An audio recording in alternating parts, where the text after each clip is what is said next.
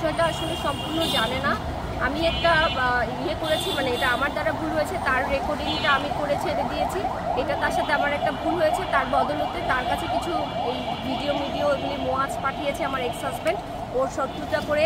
ও তো জানেন যে কালকেই হচ্ছে প্রীতিকে মেরে কীরকম চুল কেটে দিল, মাথা ফাটিয়ে দিল। ওই মেয়েটা এখন ঢাকা মেডিকেলে ভর্তি, he is a psycho, Muaz Arif, Hasan আরিফের ছেলে। ওই হচ্ছে ইলিয়াসকে হচ্ছে এই ভিডিওগুলো পাঠিয়েছে।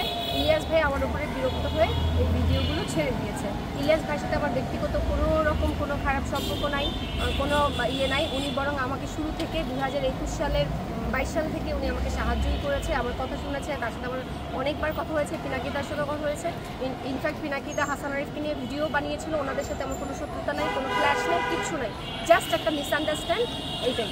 হ্যাঁ, একটা মেয়ে, এই যে আমরা আজকে যেটার জন্য প্রতিবাদ জানাচ্ছি রাজুতে, মেয়েটা গণধর্ষণের শিকার হয়েছে। আসিয়া মারা গেছে ধর্ষণের শিকার হয়ে, মামলা করে কোনো লাভ হয়েছে? আমি এখন যে বলবো আমাকে ওভার দ্য টেলিফোন একজনের কটু কথা বলেছে, এটা নিয়ে আমি কি মামলা করব?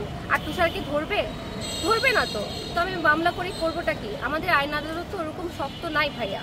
আমি যে তুষারের এগেনস্টে কোনো মামলা করব বা কিছু করবো, আইনি পদক্ষেপ নিব, লাভ কি হবে? আমার দল, আমি যেই দলের মধ্যে আছি, আমি যেই দলের জন্য এত কিছু করেছি।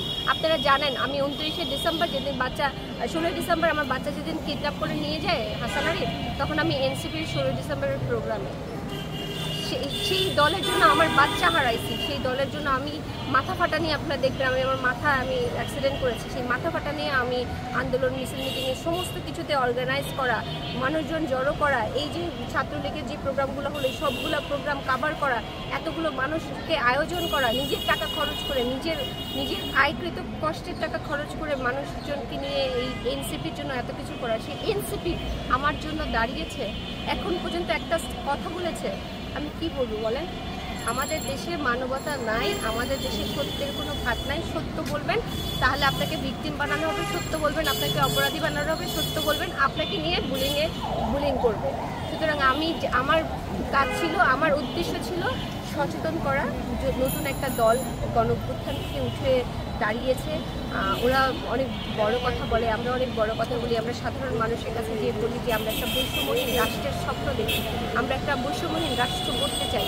এই যে কথাগুলো বলি, এই কথাগুলোর মানটাকে আমি ধরে রাখার জন্য তুষারের ব্যাপারটা আমি জানিয়েছিলাম, শুধুমাত্র সচেতনতার জন্য, শুধুমাত্র জানাতে চেয়েছিলাম যে এরকম একটা খারাপ ছেলে আমাদের দলে আছে, যার দরুন নারীরা নিরাপদ না। সেইটুকুই ছিল আমার ইন্টেনশন। সেই ইন্টেনশনটা আমি মনে হয় পেরেছি, যে সবাই জানতে পেরেছে যে তুষার এমন একটা মানুষ। এছাড়া আমার আসলে আর কিছু বলার নেই না। ওর মাথার মধ্যে শয়তানি, ও লুকায়া কি করছে আমি জানি না। ও যা ইচ্ছা তাই থাক, যা ইচ্ছা তাই করুক, আই ডোন্ট কেয়ার।